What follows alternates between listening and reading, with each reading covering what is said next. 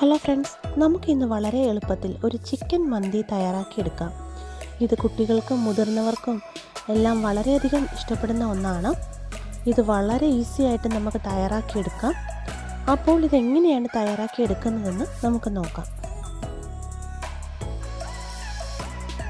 ഞാനിവിടെ കഴുകി വൃത്തിയാക്കി വെച്ചിരിക്കുന്ന ചിക്കനിലേക്ക് പട്ട, ഗ്രാമ്പൂ ലീവ്സ്, ഒരു 4 ഏലക്ക എന്നിവ ചേർത്തു. അതിനുശേഷം ഇതിലേക്ക് അരിഞ്ഞു വെച്ചിരിക്കുന്ന ക്യാപ്സിക്കം ചേർത്തിട്ടുണ്ട്. ഞാനിവിടെ 1.5 ക്യാപ്സിക്കമാണ് എടുത്തിരിക്കുന്നത്. ഞാനിവിടെ ഒരു 4 മാഗി ക്യൂബ്സ് ചേർത്തിട്ടുണ്ട്. അതിനുശേഷം അരച്ചു വെച്ച 2 തക്കാളി പേസ്റ്റ് രൂപത്തിൽ ചേർത്തു. ഇതിൻ്റെ കൂടെ ഞാനൊരു 6 വെളുത്തുള്ളി കഷ്ണങ്ങളും കൂടെ അരച്ച് ചേർത്തിട്ടുണ്ട്. ഇനി നമുക്ക് ഇതിന് കുറച്ച് നെയ്യ് നമുക്ക് ചേർക്കാം. നെയ്യ് അല്ലെങ്കിൽ ഓയിൽ, അത് നമ്മുടെ ഇഷ്ടാനുസരണം ചേർക്കാവുന്നതാണ്. ആവശ്യത്തിന് ഉപ്പും ചേർത്ത് 1 സ്പൂൺ മഞ്ഞൾപ്പൊടിയും ചേർത്ത് 2 സ്പൂൺ മുളക് പൊടിയും കൂടെ ചേർത്ത് നന്നായിട്ട് യോജിപ്പിച്ചെടുക്കാം. ഞാനിവിടെ കാശ്മീരി മുളക് പൊടിയാണ് ചേർത്തിരിക്കുന്നത്.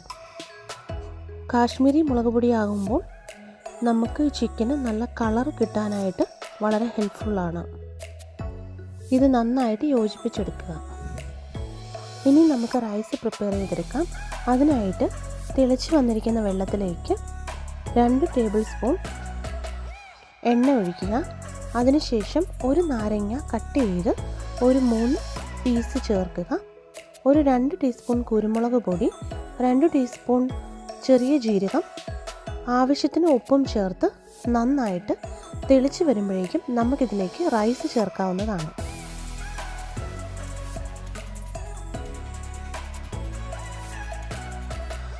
ഇനി ഇത് നമുക്ക് മൂടി വെച്ച് വേവിച്ചെടുക്കാം. ഇപ്പോൾ നമ്മുടെ മന്തി റൈസ് റെഡി ആയിട്ടുണ്ട്. ഇനി നമുക്ക് പകുതി വേവിച്ചിരിക്കുന്ന ചിക്കനിലേക്ക് ഈ റൈസ് ഇട്ട് കൊടുക്കാം. എന്നിട്ട് നമുക്ക് ബാക്കി വേവിച്ചെടുക്കാം. ഈ റൈസ് ഇട്ടതിന് ശേഷം ഒന്ന് നന്നായിട്ട് ലെവലാക്കിയതിന് ശേഷം ഒരു ചെറിയ ബൗൾ എടുത്തിട്ട് അതിലേക്ക് ചാർക്കോൾ ഇട്ട് പുകച്ച് കത്തിച്ചിട്ട് നമുക്ക് വെക്കാം. ഇത് നമ്മുടെ മന്തി റൈസിന് ഒരു സ്മോക്കി ഫ്ലേവർ തരും. ഇത് ആവശ്യമുണ്ടെങ്കിൽ മാത്രം ചേർത്താൽ മതി. ഇനി നമുക്ക് ഇത് നന്നായിട്ട് മൂടി വെച്ച് ബാക്കി നമുക്ക് വേവിച്ചെടുക്കാം.